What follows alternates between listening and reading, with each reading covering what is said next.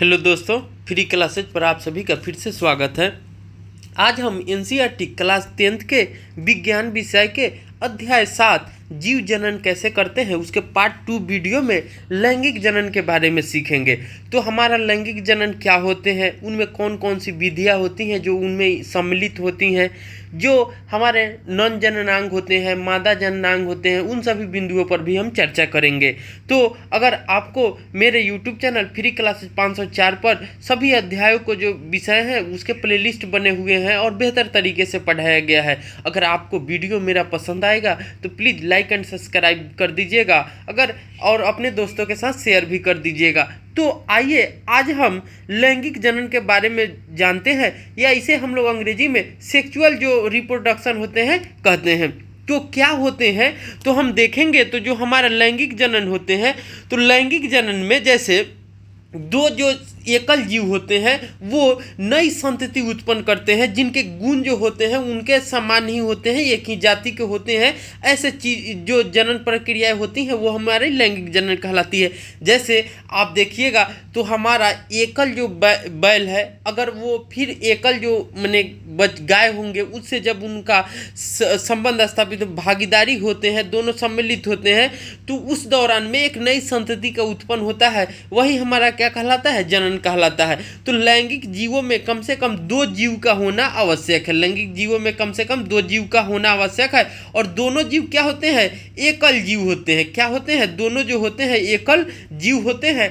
तो इसे हम लोग बेहतर तरीके से समझने की कोशिश करते हैं और सीखने का भी प्रयास करते हैं। तो हमारा लैंगिक जनन में कह रहा है कि हम जनन की उस विधि से परिचित हैं जिसमें नई संतति उत्पन्न करने हेतु 2 व्यवशिष्ट, इसका मतलब हो जाता है जीव, एकल जीवों की भागीदारी होती है। न तो एकल बैल संतति बछड़ा पैदा कर सकता है और न ही एकल जो मुर्गी से नए चूजे उत्पन्न हो सकते हैं। ऐसे जीवों में नवीन माने नया, नवीन का मतलब होता है नया, संतति उत्पन्न करने हेतु नर एवं मादा, जो पुरुष होते हैं वो नर कहलाते हैं, जो स्त्री होती है वो हमारा क्या कहलाता है, मादा कहलाता है। दोनों लिंगों की आवश्यकता होती है। इस लैंगिक जनन की सार्थकता क्या है, क्या अलैंगिक जनन की कुछ सीमाएं हैं जिनकी चर्चा हम ऊपर कर चुके हैं।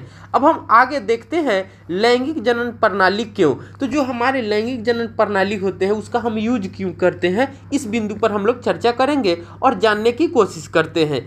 एकल कोशिका से 2 संतति कोशिकाओं से बने डीएनए,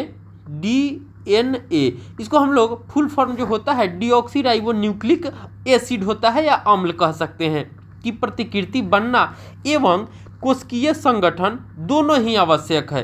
तो जो हमारे लैंगिक जनन होते हैं उनमें क्या होता है, तो कोशिका से 2 संतति कोशिकाओं के बने डीएनए की प्रतिकृति बनना एवं कोशिकीय संगठन दोनों जो टर्म होते हैं वो आवश्यक होते हैं। जैसा कि आप जान चुके हैं डीएनए की प्रतिकृति की तकनीक पूर्णतः यथार्थ नहीं है। परिणामी त्रुटियां जीव की समशिष्ट में विभिन्नता का स्रोत है। तो जो उनमें कमी होती है, त्रुटि होती है, वही जीवों में विभिन्नता का स्रोत होती है या उन्हें भिन्न बनाती है, अलग बनाती है। जीव की प्रत्येक विशिष्ट भिन्नताओं द्वारा संरक्षित नहीं हो सकती है, परंतु स्पीसीज की समशिष्ट में पाई जाने वाली भिन्नता उस स्पीसीज के अस्तित्व को बनाए रखने में सहायक है। तो जो उनके गुणों में, व्यवहार में, चाहे संरक्षित करने की जहाँ परंपराएं होती हैं, विधियां हैं, उसमें तो भिन्नताएं होती हैं, लेकिन जो स्पीसीज होते हैं उनकी जाति है, तो जाति में जो भिन्नताएं आती है वो स्पीसीज के अस्तित्व को बनाए रखती है। अतः जीवों में जनन की ऐसी विधि अधिक सार्थक होगी जिसमें अधिक विभिन्नताएं उत्पन्न हो सके। तो जीवों में जो जनन की ऐसी विधि अधिक सार्थक होती है जो उनमें अधिक विभिन्नता उत्पन्न करते हैं, अधिक अलगाव होते हैं।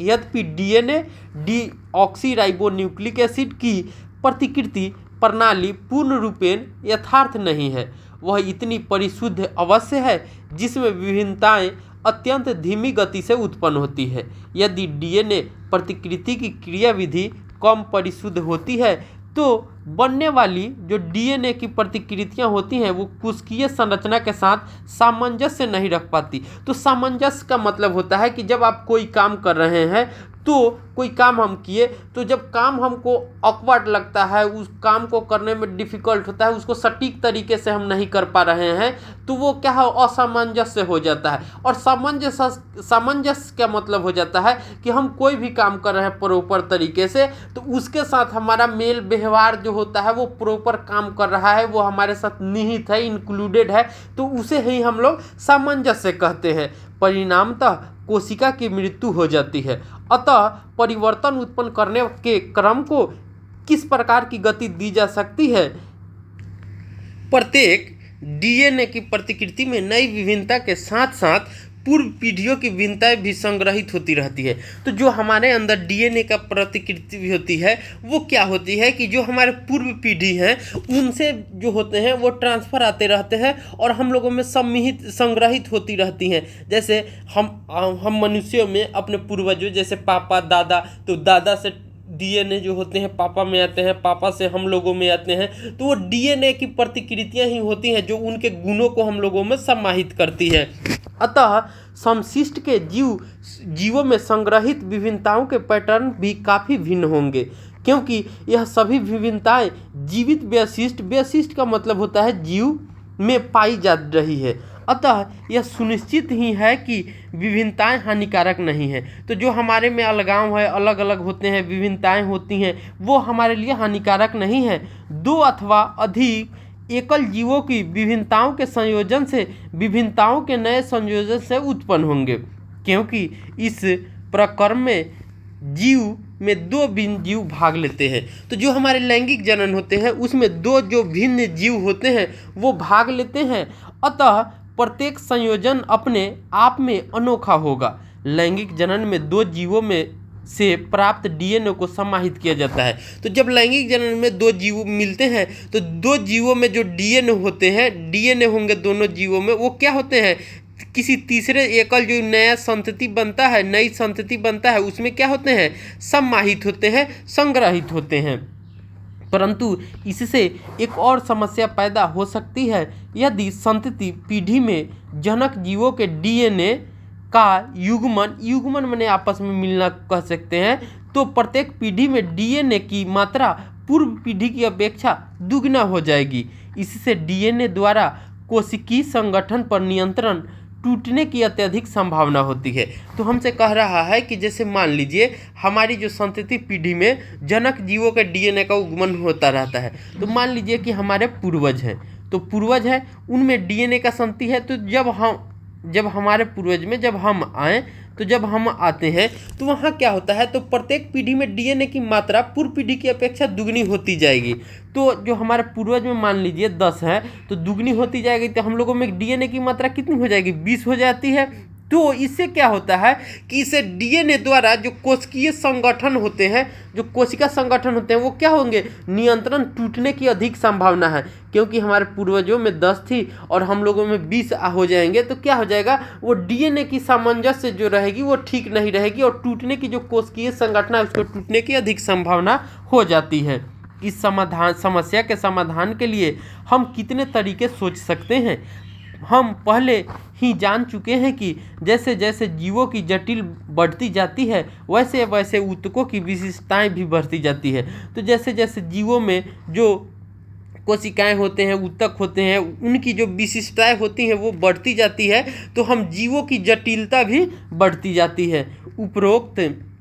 उपरोक्त समस्या का समाधान जीवों ने इस प्रकार खोजा जिसमें विशिष्ट अंगों में कुछ विशेष प्रकार की कोशिकाओं की परत होती है, जिनमें जीव की कायिक कोशिकाओं की अपेक्षा गुणसूत्रों की संख्या आधी होती है। तो हम मनुष्यों में गुणसूत्र जो होते हैं उनकी संख्या क्या होती है, जो कायिक जीव होते हैं उनकी अपेक्षा जो होगी वो आधी होती है। कितना होता है, आधी होती है, तथा डीएनए की मात्रा भी आधी होती है। तो इस समस्या से निपटने के लिए क्या होता है, डीएनए की मात्रा भी आधी होती है। तो मान लीजिए हमारे पूर्वजों में 10% था, तो हम में कितना आता है उनके, अगर पूर्वजों में मान लीजिए 100% उनका गुण है, तो उनसे हम में कितना आ जाता है, तो हम में कितना आ जाएगा, 50% आता है, आधी आती है, तो मतलब 50% तो श्योर ही आना है। गुणसूत्र भी कितना आता है, तो 44 गुणसूत्र होते हैं, तो गुणसूत्र भी कितना आ जाएंगे, आधा आ जाएंगे। गुणसूत्र भी कितना आते हैं, आधा आते हैं गुणसूत्र और आधा आते हैं डीएनए। यह कोशिका विभाजन की प्रक्रिया जिसे अर्धसूत्री विभाजन कहते हैं। तो हमारा अर्धसूत्री विभाजन का हम क्या डिफिनीशन दे सकते हैं, तो हम कह सकते हैं कि वैसे विभाजन जिसमें गुणसूत्र और डीएनए की संख्या आधी हो जाती है, ऐसी कोशिका विभाजन की प्रक्रिया को हम लोग अर्धसूत्री कोशिका विभाजन कहते हैं। क्या कहते हैं, अर्धसूत्री कोशिका विभाजन कहते हैं। आगे हम लोग देखते हैं के द्वारा प्राप्त किया जाता है। अतः दो भिन्न जीवों की यह युग्मक कोशिकाएं लैंगिक जनन में युग्मन द्वारा युग्मनज जायगोट बनाती है। तो जब दो जीव होते हैं, अगर वो आपस में मिलते हैं, युग्म करते हैं, तो उनकी जो कोशिकाएं होती हैं वो लैंगिक जनन में युग्मन द्वारा, माने आपस में मिलने के द्वारा क्या बनाते हैं, युग्मनज बनाते हैं। युग्मनज बनाते हैं जिसे हम लोग क्या कहते हैं, जायगोट कहते हैं। तो संतति में गुणसूत्रों की संख्या एवं डीएनए की मात्रा पुनर्स्थापित हो जाती है। तो उनके जो युग्मनज से जो बनते हैं, जायगोट बनते हैं, उनमें क्या होता है, तो गुणसूत्र और डीएनए की जो मात्रा होती है वो स्थापित हो जाती है। यदि युग्मनज वृद्धि एवं परिवर्धन द्वारा नए जीव में विकसित होता है तो उसमें ऊर्जा का भंडार भी पर्याप्त होना चाहिए। अगर युग्मनज वृद्धि करता है, परिवर्धन करता है, तो उसमें क्या होगा, नए जीव विकसित होने के लिए उसमें ऊर्जा का भंडार जो होना चाहिए वो पर्याप्त मात्रा में होनी चाहिए। अतः सरल संरचना वाले जीवों में प्रायः दो जनन कोशिकाओं युग्मकों की आकृति आकार में विशेष अंतर नहीं होता है, अथवा वे समाकृति भी हो सकते हैं, परंतु जैसे ही शारीरिक डिजाइन अधिक जटिल होता है जनन कोशिकाएं भी विशिष्ट हो जाती हैं।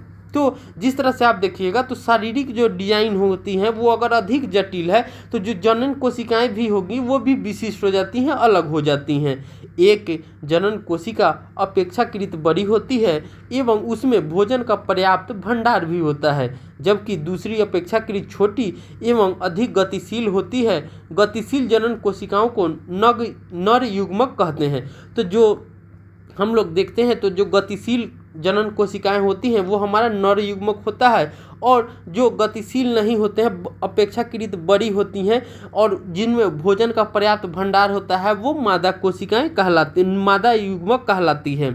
तथा जिन कोशिका में भोजन का भंडार संचित होता है उसे मादा युग्मक कहते हैं। तो हमने यहाँ दो चीज़ों से सीखा, अगर जो गतिशील है तो वो क्या कहलाते हैं, नर युग्मक कहलाते हैं, और जिनमें भोजन का भंडार जो होता है संचित रहता है वो क्या कहलाते हैं, मादा युग्मक कहलाते हैं।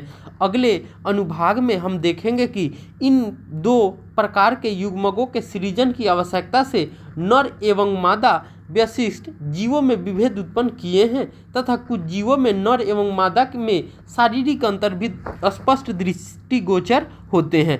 आगे हम लोग देखते हैं पुष्पी पौधे में लैंगिक जनन। तो जो पुष्पी पौधे होते हैं उनमें लैंगिक जनन कैसे होते हैं उसके बारे में हम लोग चर्चा करते हैं और सीखते हैं।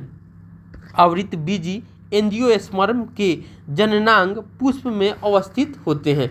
तो जो आवृत्ति बीज होते हैं उनके जो जननांग जो पुष्प हैं वो जननांग जो होते हैं वो पुष्प मतलब फूल में ही अवस्थित रहते हैं, फूल में होते हैं।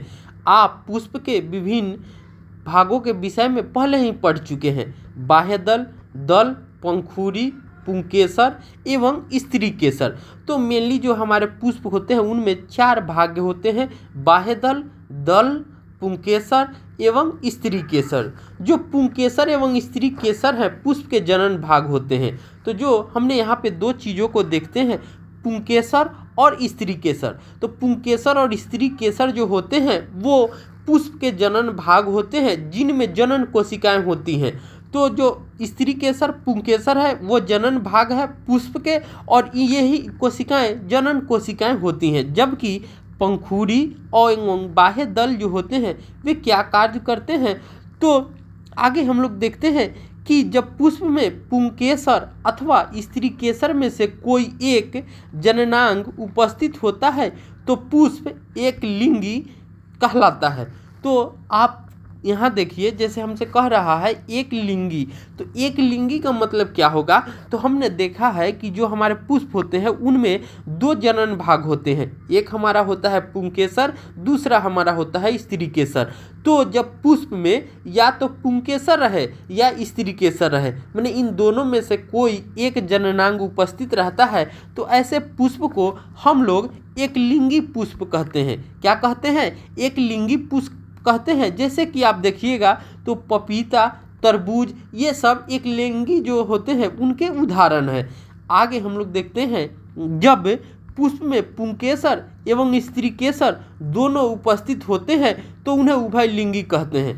तो जब आप किसी पुष्प में उनके पुंकेसर और स्त्रीकेसर दोनों जब जननांग भाग उपस्थित होते हैं तो वो हमारे क्या कहलाते हैं? उभयलिंगी पुष्प कहलाते हैं। क्या कहलाते हैं? उभयलिंगी पुष्प कहलाते हैं। जैसे गुड़हल और सरसों उभयलिंगी के उदाहरण हैं। पुंकेसर नर जननांग है, तो पुष्प में जो पुंकेसर होते हैं वो हमारा क्या है? तो नर जननांग होते हैं। कभी भी आपसे सवाल पूछ सकता है कि जो पुष्प होते हैं उनमें नर जननांग कौन होते हैं, तो पुंकेसर होते हैं, और स्त्री जननांग कौन होते हैं, तो स्त्रीकेसर होते हैं। तो पुंकेसर क्या है? तो जो परागकण बनाते हैं, परागकण सामान्यतः पीले हो सकते हैं। तो जो पुंकेसर होते हैं वो परागकण होते हैं, और परागकण सामान्यतः जो होते हैं वो पीले हो सकते हैं। आपने देखा होगा कि जब किसी पुष्प के पुंकेसर को छूते हैं तब हाथ में एक पीला पाउडर लग जाता है। स्त्रीकेसर पुष्प के केंद्र में अवस्थित होते हैं। जो स्त्रीकेसर होते हैं वो पुष्प के जो केंद्र होते हैं उनमें अवस्थित होते हैं। यह पुष्प का मादा जननांग है। तो जो पुंकेसर होते हैं वो पुष्प का क्या है? तो पुष्प का मादा जननांग है। यह 3 भागों से बनता है। तो जो हमारा पुंकेसर ये स्त्रीकेसर होते हैं वो क्या होते हैं? तो वो 3 भागों से बने होते हैं। आधार पर उभरा फूला भाग अंडाशय कहलाता है। तो जो आधार पर आप फूले हुए भाग को यहाँ पर देख सकते हैं, ये हमारा चित्र दिया हुआ है। तो चित्र में जब हम आधार पर फूले हुए भाग को देखना है, ये उभरा सा भाग आपको नजर आ रहा है, तो ये हमारा क्या कहलाता है? अंडाशय कहलाता है। मध्य में लंबा भाग वर्तिकाग्र कहलाता है, और मध्य में जो लंबे भाग रहते हैं वो हमारे क्या कहलाते हैं? वर्तिकाग्र कहलाते हैं। जैसे कि आप देख सकते हैं ये हमारा लंबा भाग है पुष्प में। आप एग्जाम्पल के लिए आप अपने आसपास में पुष्प होगा तो उसको तोड़कर देख सकते हैं। तो ये लंबे भाग हैं, यही हमारा क्या कहलाता है? वर्तिकाग्र कहलाता है। अब हम आगे देखते हैं, शीर्ष भाग वर्तिकाग्र कहलाता है। तो जो शीर्ष भाग होते हैं ये हमारा शीर्ष भाग है, ये हमारा वर्तिकाग्र कहलाएगा, और जो हमारा मध्य में लंबा भाग रहता है वो हमारा क्या कहलाता है? वर्तिका कहलाता है। जैसे यहाँ पे देख सकते हैं ये हमारा क्या है? वर्तिका है। ये मध्य भाग होते हैं जो प्रायः चिपचिपा होता है। अंडाशय में बीजांड होते हैं तथा प्रत्येक बीजांड में एक अंड कोशिका भी होती है। तो जो अंडाशय होते हैं उनमें बीजांड होते हैं, अंडाशय में ही बीजांड पाए जाते हैं, और प्रत्येक बीजांड जो होते हैं उनमें एक अंड कोशिका होती है। परागकण द्वारा उत्पादित नर युग्मक अंडाशय की अंड कोशिका में संलयित हो जाता है। तो जो हमारे मादा नर जो युग्मक होते हैं वो क्या है? तो नर युग्मक पुंकेसर होते हैं। तो वो क्या होते हैं कि वो युग्मन के द्वारा, परागकण द्वारा उत्पादित जो होते हैं, तो वो युग्मन के द्वारा क्या होते हैं? अंडाशय में के जो अंड कोशिकाएं होती हैं उसमें क्या होते हैं? संलयित हो जाते हैं। संलयित का मतलब हो जाते हैं युग्मन कर लेते हैं, मिल जाते हैं। जनन कोशिकाओं के इस युग्मन अथवा निषेचन से युग्मनज बनता है। तो ये जो प्रक्रियाएं होती हैं तो उनसे हमें क्या बनता है? तो युग्मनज बनता है, जिसमें नए पौधे में विकसित होने की क्षमता होती है। तो उन दोनों के संलयित होने से युग्मनज का निर्माण होता है, जिनसे नए पौधे में विकास होने की जो हमारी क्षमता होती है वो उनमें आ जाती है। अतः परागकणों को पुंकेसर से वर्तिकाग्र तक स्थानांतरण की आवश्यकता होती है। तो जो परागकण होते हैं उनसे क्या होता है? तो उनके पुंकेसर से वर्तिकाग्र तक स्थानांतरण माने जाने की आवश्यकता होती है। यदि परागकण का यह स्थानांतरण उसी पुष्प के वर्तिकाग्र पर होता है, तो ये जो स्थानांतरण हो रहे हैं परागकणों का, तो ये जो फूल होते हैं उसी के वर्तिकाग्र जो होते हैं वही पे होता है, जिसे हम लोग स्वपरागण कहलाता है। क्या कहलाता है? स्वपरागण कहलाता है। तो हम कह सकते हैं कि स्वपरागन क्या कहलाते हैं। तो हम कहेंगे कि जो परागकण होते हैं उनको पुंकेसर से वर्तिकाग्र तक स्थानांतरण होने की जरूरत होती है, आवश्यकता होती है। यदि परागकण का यह स्थानांतरण पुष्प के वर्तिकाग्र पर होता है उसे हम लोग क्या कहेंगे, स्वपरागन कहलाते हैं। क्या कहलाते हैं, स्वपरागन कहलाते हैं। परंतु एक पुष्प के परागकण दूसरे पुष्प पर स्थानांतरित होते हैं उसे परपरागन कहते हैं। लेकिन जब आप देखिएगा तो जो हमारा परागकण है, अगर एक पुष्प का परागकण है, अगर उस पुष्प का परागकण किसी दूसरे पुष्प पर स्थानांतरित होता है, दूसरे पुष्प पर जाते हैं और वहाँ जो होता है कि निषेचन होता है, तो ऐसे प्रक्रिया को हम लोग परपरागन कहते हैं। क्या कहलाते हैं, परपरागन कहलाते हैं। एक पुष्प से दूसरे पुष्प तक परागकणों का यह स्थानांतरण वायु, जल, प्राणी जैसे वाहक द्वारा संपन्न होता है।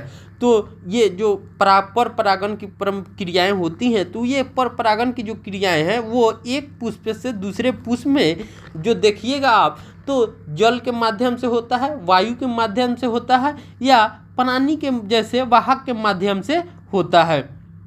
आगे परागकणों में के उपयुक्त वर्तिकाग्र पर पहुंचने के पश्चात नर युग्मक को अंडाशय में स्थित मादा युग्मक तक पहुंचना होता है।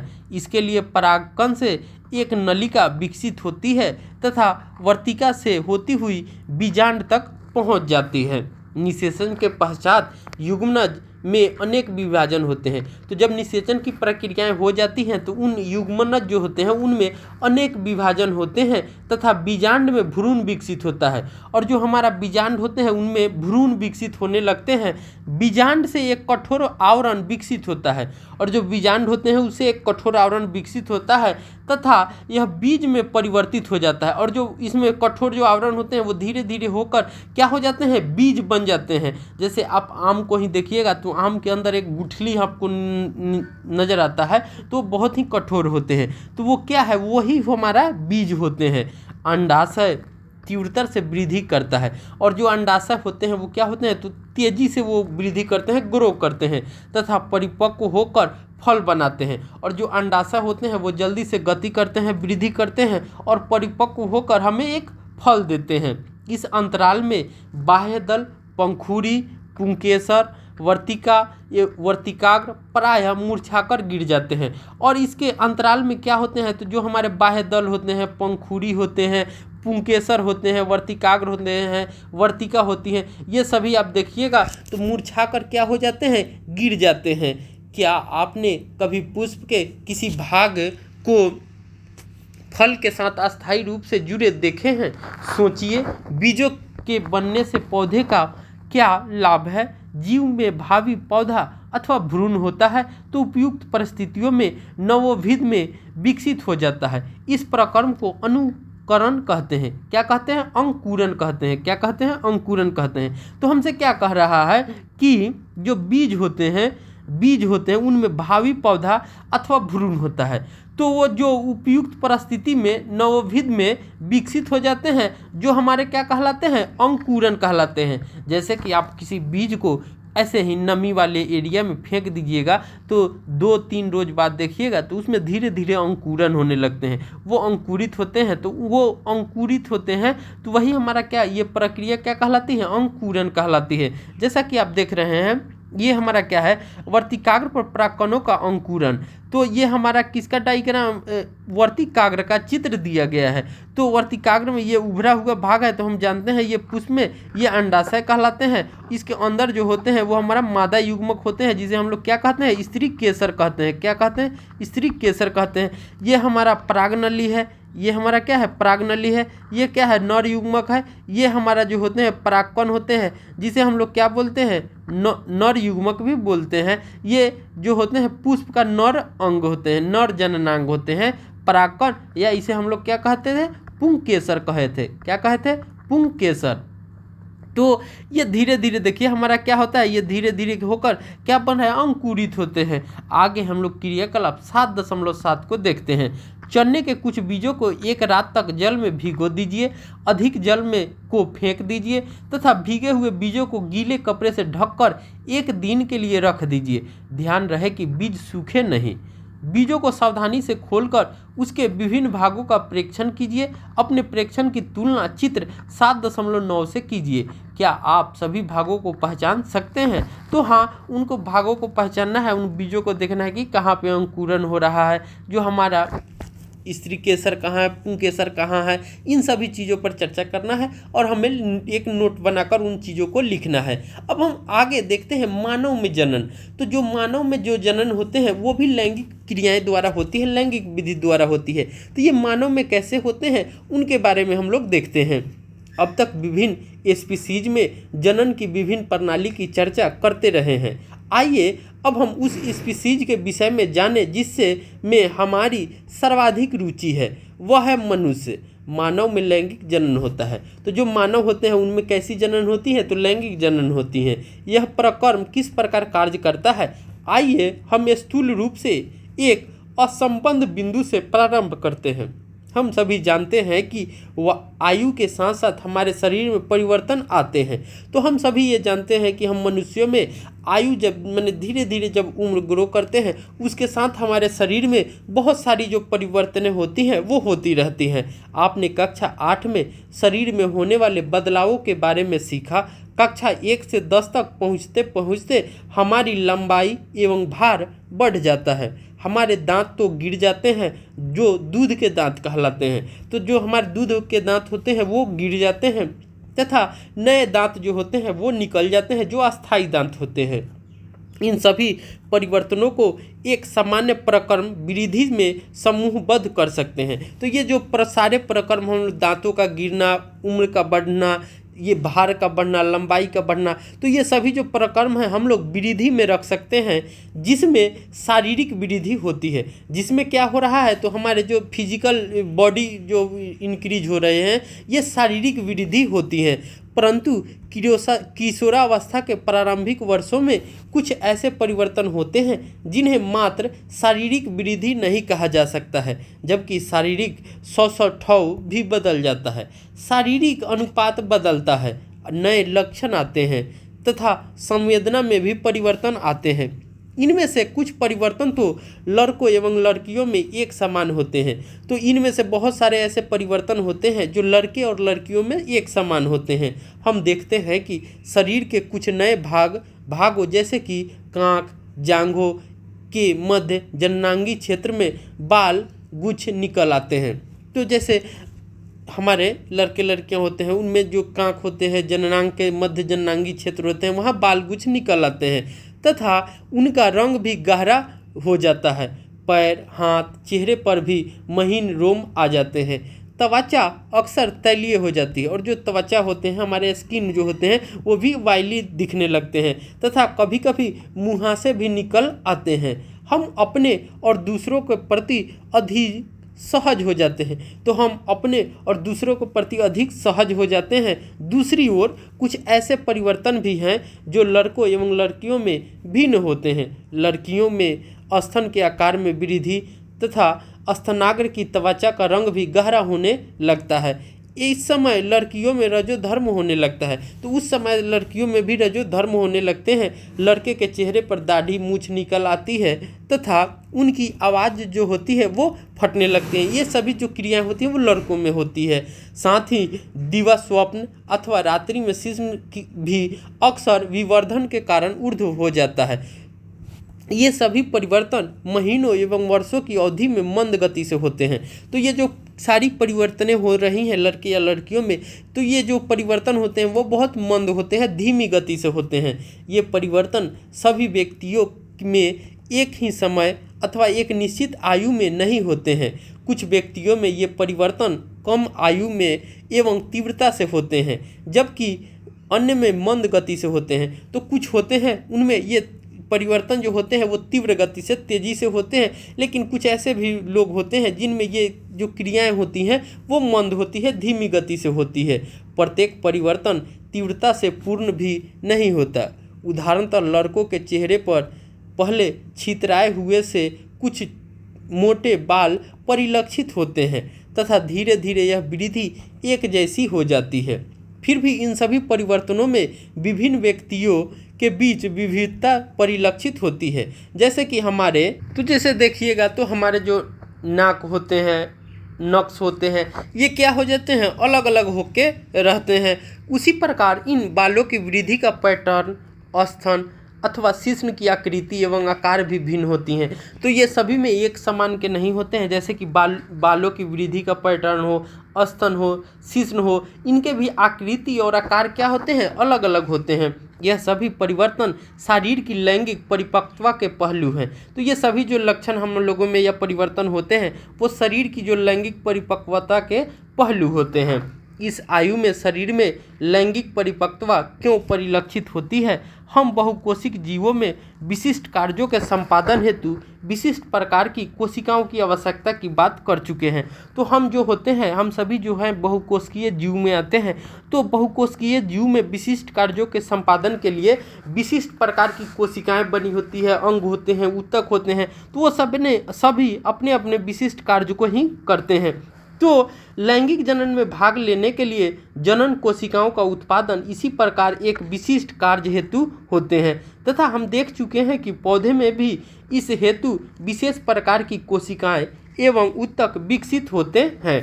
प्राणियों जैसे कि मानव भी इस कार्य हेतु विशिष्ट ऊतक विकसित करता है। यद्यपि किसी व्यक्ति के शरीर में युवावस्था के आकार हेतु वृद्धि होती है, परंतु शरीर के संसाधन मुख्यतः इस वृद्धि की प्राप्ति की ओर लगे रहते हैं। इस प्रक्रम के चलते जनन ऊतक की परिपक्वता मुख्य प्राथमिकता नहीं होती है। अतः जैसे जैसे शरीर वृद्धि दर धीमी होनी शुरू होती है, जनन ऊतक परिपक्व होना प्रारंभ करते हैं। किशोरावस्था की इस अवधि को यौनारंभ प्यूबर्टी कहा जाता है। क्या कहते हैं? प्यूबर्टी या यौना आरंभ कहते हैं इस प्रक्रिया की जो हमारे शारीरिक वृद्धि जो होती है तो सामान्य वृद्धि दर धीमी होने लगती है और जनन ऊतक क्या होते हैं, वो परिपक्व होने लगते हैं। तो इस प्रकार की जो किशोरावस्था की ये अवधि होती है वो हमारा प्यूबर्टी कहलाती है और यौना आरंभ कहलाता है। अतः ये सभी परिवर्तन जिनकी हमने चर्चा की जनन प्रकरण से किसी प्रकार संबंध है। हमें याद रखना चाहिए कि लैंगिक जनन प्रणाली का अर्थ है कि दो भिन्न व्यक्तियों की जनन कोशिकाओं का परस्पर संलयन।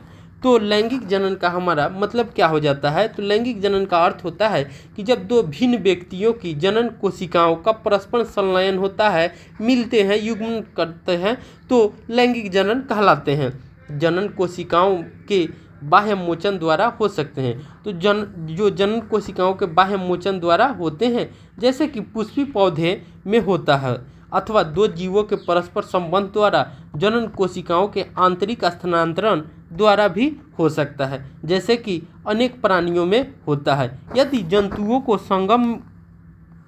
संगम के इस प्रकार में भाग लेना हो तो यह आवश्यक है कि दूसरे जीव उनकी लैंगिक परिपक्वता की पहचान कर सके। यौना आरंभ की अवधि में अनेक परिवर्तन जैसे बालों का नवीन पैटर्न इस बात का संकेत है कि लैंगिक परिपक्वता आ रही है। दूसरी ओर दो व्यक्तियों के बीच जनन कोशिकाओं के वास्तविक स्थानांतरण हेतु विशिष्ट अंग एवं संरचना की आवश्यकता होती है। उदाहरण के लिए शिश्न के ऊर्ध्व होने की क्षमता, स्तनधारियों जैसे कि मानव में शिशु माँ के शरीर में लंबी अवधि तक गर्भस्थ रहता है तथा जन्मोपरांत स्तनपान कराता है।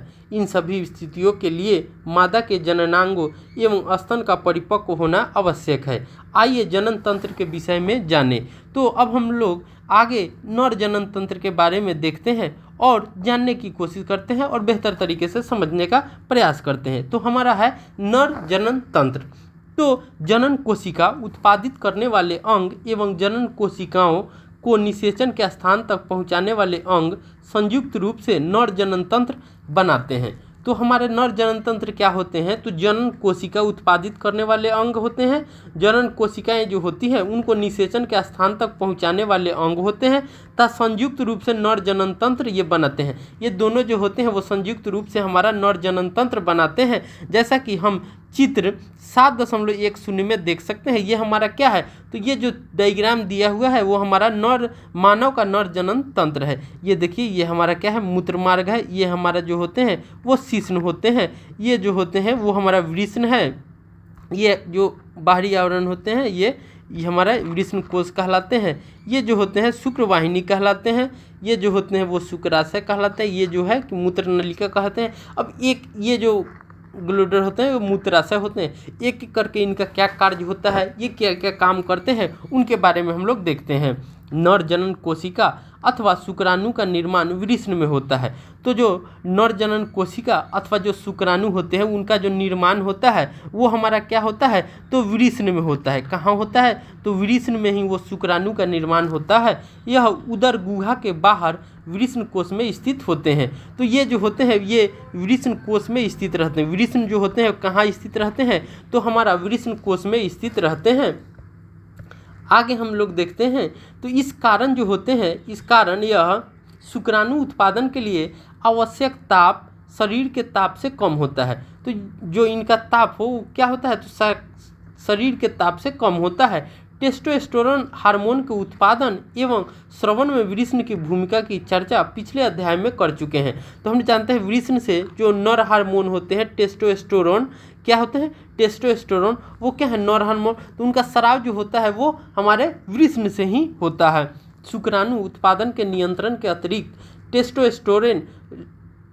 टेस्टोस्टेरोन लड़कों में यौनावस्था के लक्षणों का भी नियंत्रण करता है। तो जो हमारे टेस्टोस्टेरोन नामक हार्मोन होते हैं ये क्या करते हैं, तो यौनावस्था के लक्षणों को भी नियंत्रित करते हैं। उत्पादित शुक्राणुओं का मोचन शुक्रवाहिकाओं द्वारा होता है। तो जो ये हमारे शुक्राणु होते हैं उसकी जो मोचन होता है, मैंने ये ट्रांसफ़र करते हैं किसके द्वारा, तो जो शुक्रवाहिका जो होती हैं, शुक्रवाहिका जो होती हैं ये देख सकते हैं, ये हमारे शुक्रवाहिनी नलिका है, इसी के द्वारा इसका मोचन होता है, मैंने स्थानांतरण होता है, जाते हैं। ये शुक्रवाहिका मूत्राशय से आने वाली नली से जुड़कर ये संयुक्त नली बनाती है। और ये शुक्रवाहिनी जो होती हैं, शुक्र कोशिकाएं होती है, आगे जाकर मूत्राशय से जुड़कर एक नली से जुड़ जाती है, जैसा कि आप देख सकते हैं। अतः मूत्रमार्ग, यूरेथ्रा, शुक्राणु एवं मूत्र दोनों के प्रवाह के उभय मार्ग है। तो जो हमारे मूत्र मार्ग होते हैं वो क्या होते हैं, तो शुक्राणु और मूत्र दोनों के जो प्रवाह होते हैं उसके उभय मार्ग होते हैं, माने दोनों के एक ही कॉमन मार्ग होते हैं, दोनों का एक ही मार्ग है। प्रोस्टेट अथवा तथा शुक्राशय अपने स्राव शुक्रवाहिका में डालते हैं, जिससे शुक्राणु एक तरल माध्यम में आ जाता है। इसके कारण इसका स्थानांतरण सरलता से होता है। साथ ही यह श्रवण उन्हें पोषण भी प्रदान करता है। शुक्राणु सूक्ष्म संरचनाएं होती है जिसमें मुख्यतः अनुवांशिक पदार्थ होते हैं। जो शुक्राणु होती हैं वो सूक्ष्म रचनाएं होती हैं जिनमें मुख्यतः क्या होते हैं, अनुवांशिक पदार्थ होते हैं, जेनेटिक्स मैटर होते हैं, एवं लंबी पूंछ होती हैं। क्या होती हैं, लंबी पूंछ होती हैं। ये इस आकार के होते हैं, ये क्या होते हैं, इस आकार के आप देखिएगा तो होते हैं, ये हमारे शुक्राणु होते हैं जो उन्हें मादा जनन कोशिकाओं की ओर तैरने में सहायता करते हैं। तो इनमें लंबी पूंछ होती हैं, ये तैरने में सहायता करते हैं, कहाँ तक, तो मादा जनन कोशिकाओं की ओर तैरने में सहायता करते हैं, वहाँ पहुँचने तक ये हेल्प करते हैं, इनकी लंबी पूंछ है। अब हम आगे मादा जनन तंत्र के बारे में देखते हैं कि मादा जनन तंत्र क्या होते हैं। मादा जनन कोशिकाओं अथवा अंड कोशिकाओं का निर्माण अंडाशय में होता है।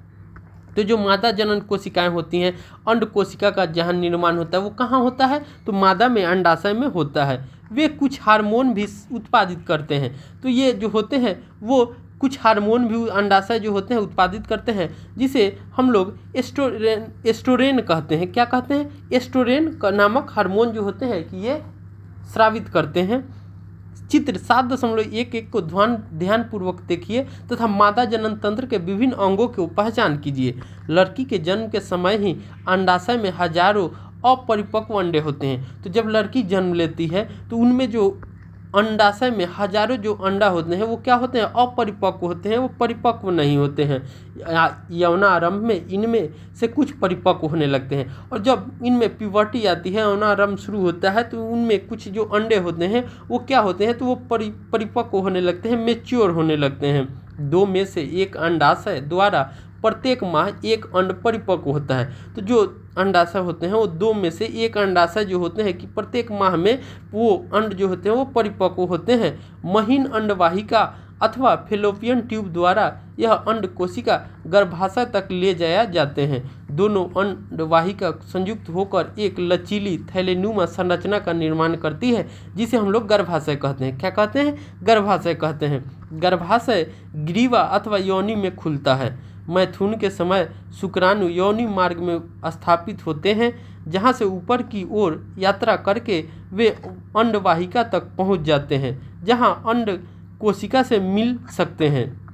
निषेचित अंडा विभाजित होकर कोशिकाओं की गेंद जैसी संरचना या भ्रूण बनाता है। तो जो निषेचित अंडे होते हैं वो क्या होते हैं? वो आपस में विभाजित होकर गेंद जैसी संरचना बना लेते हैं, जिसे हम लोग क्या बोलते हैं? उसे हम लोग भ्रूण बोलते हैं। भ्रूण गर्भाशय में स्थापित हो जाता है, और जो भ्रूण होते हैं वो गर्भाशय में स्थापित हो जाते हैं, जहाँ एक लगातार विभाजित होकर वृद्धि करता है तथा अंगों का विकास करता है। और वो भ्रूण धीरे धीरे क्या होता है? लगातार वृद्धि करता है और अंगों का विकास करता है। जैसा कि आप चित्र में देख सकते हैं, ये हमारा 7.1 मानव का मादा जनन तंत्र है। तो यहाँ देख सकते हैं ये हमारा क्या है? योनि है। ये हमारे ग्रीवा होते हैं। ये जो गर्भाशय होते हैं, तो जब भ्रूण होते हैं वो शुक्राणु होते हैं, वो आकर आपस में मिलते हैं, और वो जो गर्भाशय होते हैं उनमें क्या होते हैं?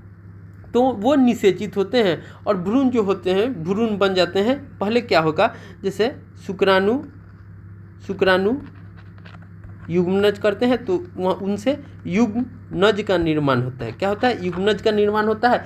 युग्मनज जो धीरे धीरे जाते हैं गर्भाशय में, भ्रूण बन जाते हैं। क्या बन जाते हैं? भ्रूण बन जाते हैं। और ये भ्रूण बनकर कहाँ स्थापित हो जाते हैं? गर्भाशय में स्थापित हो जाते हैं। और गर्भाशय में स्थापित होकर धीरे धीरे ये वृद्धि कर संतति के रूप में जन्म लेते हैं। तो ये हमारा फेलोपियन ट्यूब है, ये अंडाशय होते हैं। इसी से क्या निकलता है?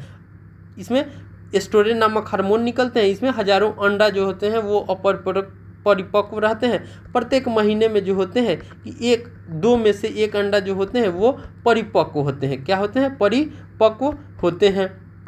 आगे हम लोग देखते हैं, हम पहले पढ़ चुके हैं कि माँ का शरीर गर्भधारण एवं उसके विकास के लिए विशेष रूप से अनुकूलित होते हैं। तो जो हम माँ का शरीर होता है वो गर्भधारण एवं उसके विकास के लिए जो होता है वो अनुकूलित रहता है, उसके लिए कंफर्टेबल रहता है। अतः गर्भाशय प्रत्येक माह भ्रूण को ग्रहण करने एवं उसके पोषण हेतु तैयारी करता है। इसकी आंतरिक परत मोटी हो जाती है तथा भ्रूण के पोषण हेतु रुधिर प्रवाह भी बढ़ जाता है। और जो भ्रूण के पोषण हेतु क्या होता है? तो रुधिर का प्रवाह भी बढ़ जाता है, तेज हो जाता है। ब्लड सर्कुलेशन जो होते हैं वो धीरे धीरे जो होंगे वो बढ़ने लगते हैं। भ्रूण को माँ के रुधिर से ही पोषण मिलता है। तो जो भ्रूण होते हैं उनको माँ के रुधिर से ही उनको पोषण मिलता है। इसके लिए एक विशेष संरचना होती है जिसे प्लेसेंटा कहते हैं। तो माँ को जो भ्रूण होते हैं उनको माँ के रुधिर से ही पोषण मिलता है। और इस संरचना के जो विशेष संरचना होती है जिसे हम लोग क्या कहते हैं? तो प्लेसेंटा कहते हैं। क्या कहेंगे? प्लेसेंटा कहते हैं। आगे यह एक तस्तरी नुमा संरचना होती है। जो प्लेसेंटा होते हैं वो तस्तरी नुमा संरचना होती है जो गर्भाशय की भित्ति में धंसी होती है। इसमें भ्रूण की ओर से ऊतक में प्रवर्ध होते हैं। माँ के ऊतकों में रक्त स्थान होते हैं जो प्रवर्ध को आच्छादित करते हैं। यह माँ से भ्रूण को ग्लूकोज, ऑक्सीजन एवं अन्य पदार्थों के स्थानांतरण हेतु एक बृहद क्षेत्र प्रदान करता है। विकासशील भ्रूण द्वारा अपशिष्ट पदार्थ उत्पन्न होते हैं जिनका निपटान उन्हें प्लेसेंटा के माध्यम से माँ के रुधिर में स्थानांतरण द्वारा होता है। माँ के शरीर में गर्भ को विकसित होने में लगभग 9 मास का समय लगता है। तो जो माँ के शरीर के गर्भ जो विकसित होते हैं उनमें लगभग 9 महीने का समय लगता है। गर्भाशय की पेशियों के लयबद्ध संकुचन से शिशु का जन्म होता है। और गर्भाशय जो होते हैं उनमें हजारों पेशियाँ रहती हैं। उन पेशियों के लयबद्ध जो संकुचन होते हैं उन्हीं से क्या होता है? तो शिशु का जन्म होता है। अब हम आगे क्या होता है जब अंड का निषेचन नहीं होता है? तो क्या होगा जब अंड का निषेचन नहीं होगा? तो जब अंड का निषेचन नहीं होता है वैसी प्रक्रिया में क्या होती है उनके बारे में हम लोग देखते हैं। यदि अंड कोशिका का निषेचन नहीं होता है तो यह लगभग 1 दिन तक जीवित रहती है। लगभग कितने दिन तक जीवित रहती है? तो लगभग 24 घंटे तक वो जीवित रहती है, क्योंकि अंडाशय प्रत्येक माह एक अंड का मोचन करती है। तो जो प्रत्येक अंड होती है प्रत्येक माह में एक अंडे का क्या करती है, मोचन करती है। अतः निषेचित अंड की प्राप्ति हेतु गर्भाशय भी प्रति माह तैयार रहता है। अतः इसकी अंतःभित्ति मांसल एवं स्पॉन्जी होती है। तो इसकी जो अंतःभित्ति होती है वो मांसल और स्पॉन्जी होती है। यह अंड के निषेचन होने की अवस्था में उसके पोषण के लिए आवश्यक है, परंतु निषेचन न होने की अवस्था में इस परत की भी आवश्यकता नहीं रहती है। अतः यह परत धीरे धीरे टूटकर योनि मार्ग से रुधिर एवं मयूकस के रूप में निष्कासित हो जाते हैं। तो जो अंडा का निषेचन नहीं होता है तो वो क्या होते हैं, तो निषेचन न होने की अवस्था में वो धीरे धीरे टूटकर योनि मार्ग से रुधिर एवं म्यूकस के रूप में क्या होते हैं, निष्कासित हो जाते हैं। क्या होते हैं, म्यूकस या रुधिर के रूप में वो निष्कासित हो जाते हैं। इस चक्र में लगभग 1 मास का समय लगता है। इस चक्र में कितने समय लगता है, तो 1 मास का समय लगता है तथा इसे ऋतुस्राव रजोस्राव कहते हैं। तो इसे हम लोग क्या कहते हैं, इसे ऋतुस्राव अथवा रजोस्राव कहते हैं। इसे हम लोग MC भी कहते हैं, अंग्रेजी में शॉर्ट फॉर्म होती। इसकी अवधि जो होती है 2 से 8 दिनों की होती है। इसकी अवधि कितनी होती है, 2 से 8 दिनों की होती है। अब हम जनन स्वास्थ्य, तो जनन स्वास्थ्य क्या होते हैं इनके बारे में हम लोग चर्चा करते हैं। जैसा कि हम देख चुके हैं, लैंगिक परिपक्वता एक क्रमिक प्रक्रम है। तो जो लैंगिक परिपक्वता हम लोगों में आती है वो एक क्रमिक प्रक्रम है। ये क्रम के अनुसार से होती रहती है तथा यह उस समय होता है जब शारीरिक वृद्धि भी होती रहती है। अतः किसी सीमा आंशिक रूप से तक लैंगिक परिपक्वता का अर्थ यह नहीं है कि शरीर अथवा मस्तिष्क जनन क्रिया अथवा गर्भधारण योग्य हो गए हैं। हम यह निर्णय इस प्रकार ले सकते हैं कि शरीर एवं मस्तिष्क इस मुख्य उत्तरदायित्व के योग्य हो गया है। इस विषय पर सभी पर किसी न किसी प्रकार का दबाव है। इस क्रिया के लिए हमारे मित्रों का दबाव भी हो सकता है, भले ही हम चाहें या न चाहें। विवाह एवं संतान उत्पत्ति के लिए पारिवारिक दबाव भी हो सकता है। संतान उत्पत्ति से बचकर रहने का सरकारी तंत्र की ओर से भी दबाव हो सकता है। ऐसी अवस्था में निर्णय लेना काफ़ी मुश्किल हो सकता है।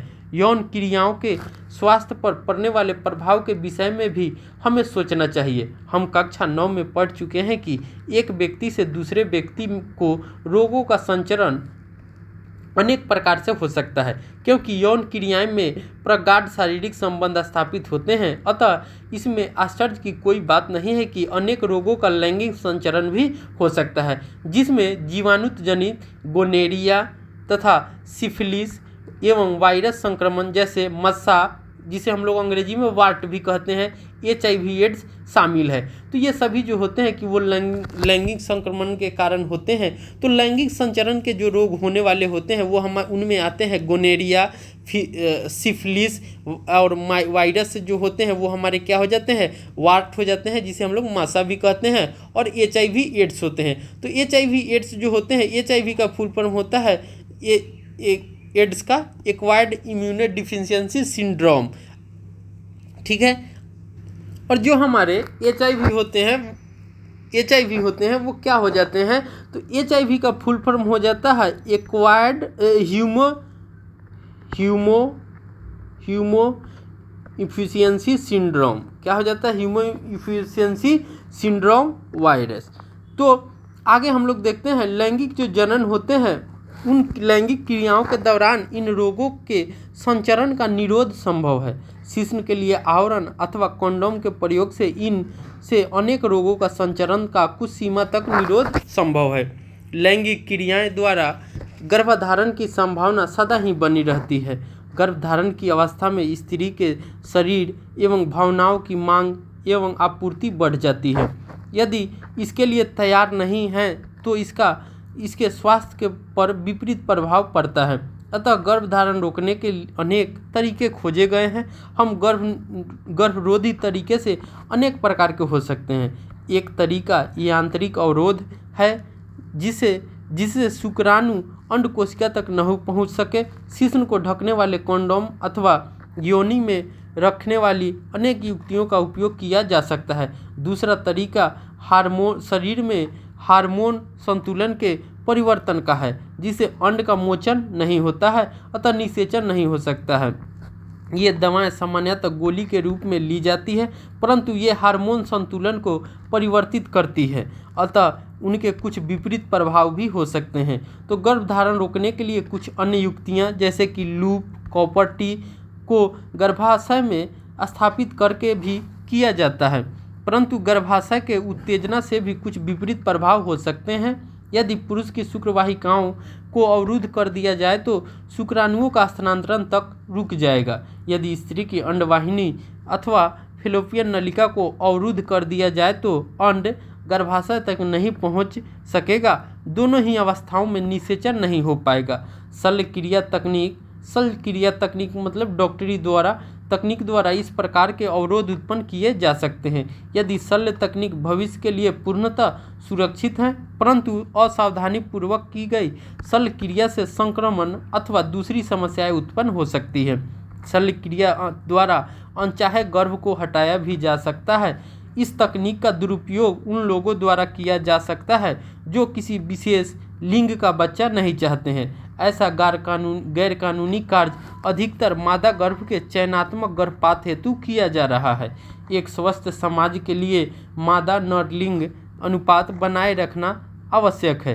यद्यपि हमारे देश में भ्रूण लिंग निर्धारण एक कानूनी अपराध है। हमारे समाज की कुछ इकाइयों में मादा भ्रूण की निर्मम हत्या के कारण हमारे देश में शिशु लिंग अनुपात तीव्रता से घट रहा है, जो चिंता का विषय है। हमने पहले देखा है कि जनन एक ऐसा प्रकर्म है जिसके द्वारा जीव अपनी समशिष्ट की वृद्धि करते हैं, अर्थात जीवों की वृद्धि करते हैं। एक समशिष्ट में जन्म दर एवं मृत्यु दर उसके आकार का निर्धारण करते हैं।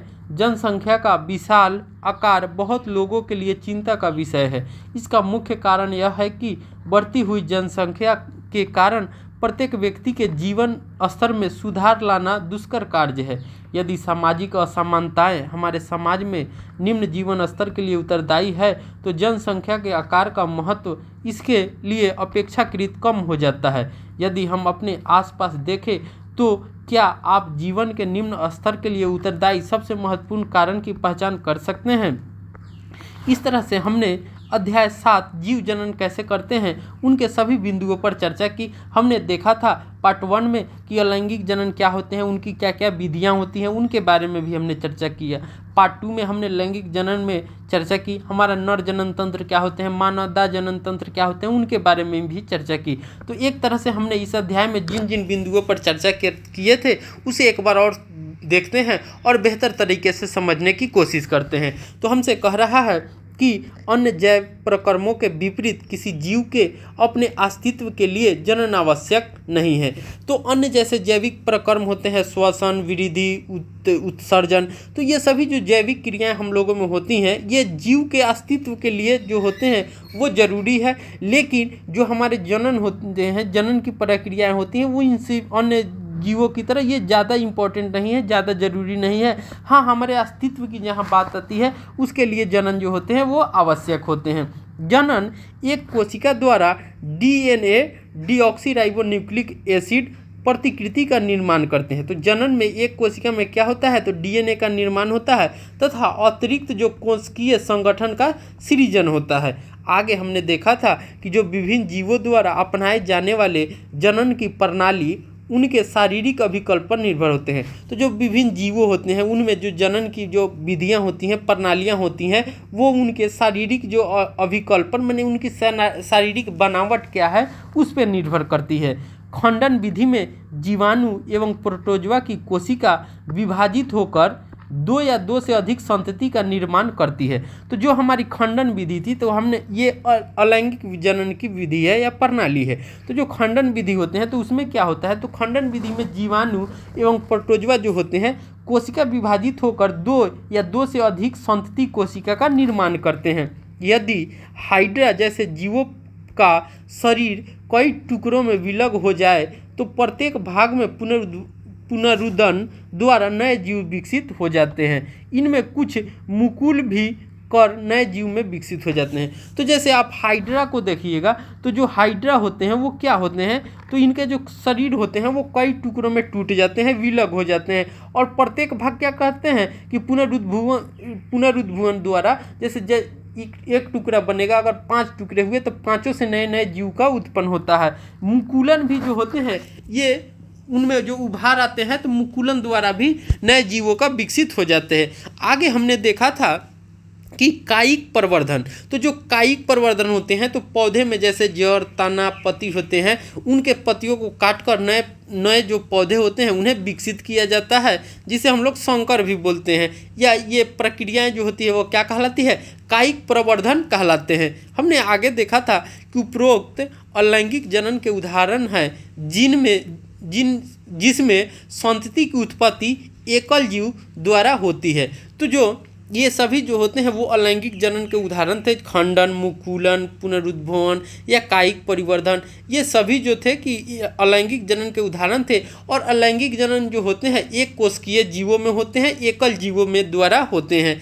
आगे हमने देखा था लैंगिक जनन में संतति उत्पादन हेतु 2 जीव भाग लेते हैं, लेकिन जब लैंगिक जनन की बात आती है तो उसमें 2 जीव होते हैं वो भाग लेकर संतति का उत्पन्न करते हैं या संतति उत्पादन करते हैं। डीएनए प्रतिकृति की तकनीक से विभिन्नताएं उत्पन्न होती है जो स्पीशीज के अस्तित्व के लिए लाभप्रद हैं। लैंगिक जनन द्वारा अधिक विभिन्नताएं उत्पन्न होती है। तो जो लैंगिक जनन होते हैं उनको द्वारा आप देखिएगा तो अधिक जो विभिन्नताएं होती हैं वो हमारे आसपास में दिखाई देती है या उत्पन्न होती है। आगे हमने देखा था पुष्पी पौधे में जनन प्रक्रम में, जो पुष्पी पौधे होते हैं जैसे फूल होते हैं, उनमें जनन प्रक्रम में परागकण परागकोश से स्त्री केसर के वर्तिकाग्र तक स्थानांतरित होते हैं, जिसे परागण कहते हैं। इसका अनुगमन निषेचन द्वारा होता है। तो जो पुष्पी पौधे होते हैं उनमें जनन में जो परागकण होते हैं वो परागकोश से स्त्री केसर के वर्तिकाग्र पर स्थानांतरित होते हैं, जिसे परागण कहते हैं। अगर पुष्प के ही जो वर्तिकाग्र हैं अगर उसी पर हो रहा है तो वो क्या कहलाते हैं, स्वपरागण कहलाते हैं। अगर एक पुष्प दूसरे पुष्प पर परागण होते हैं तो वो हमारे पर परागण कहलाते हैं। यौना आरंभ में अनेक परिवर्तन आते हैं। तो यौना आरंभ जब हम लोगों में आते हैं तो शरीर में अनेक परिवर्तन आते हैं। उदाहरण के लिए लड़कियों में स्तन का विकास, लड़कों के चेहरे पर नए बाल का आना लैंगिक परिपक्वता के चिन्ह हैं। मानव में नर जनन तंत्र में वृषण, शुक्रवाहिनी, शुक्राशय, प्रोस्टेट ग्रंथि, मूत्रमार्ग तथा शिश्न होते हैं। वृषण शुक्राणु उत्पन्न करते हैं। जो वृषण होते हैं वो क्या करते हैं, तो वो शुक्राणु जो होते हैं वो उत्पन्न करते हैं। अब हम मानव के मादा जनन तंत्र में अंडाशय, डिंबवाहिनी, गर्भाशय तथा योनि पाए जाते हैं। मानव में लैंगिक जनन प्रक्रिया में शुक्राणुओं का स्त्री की योनि में स्थानांतरण होता है तथा निषेचन डिंब वाहिनी में होता है। तो जो शुक्राणुओं का जो होता है स्थानांतरण जो होता है योनि में होता है और निषेचन जो होता है वो डिंब वाहिनी में होता है।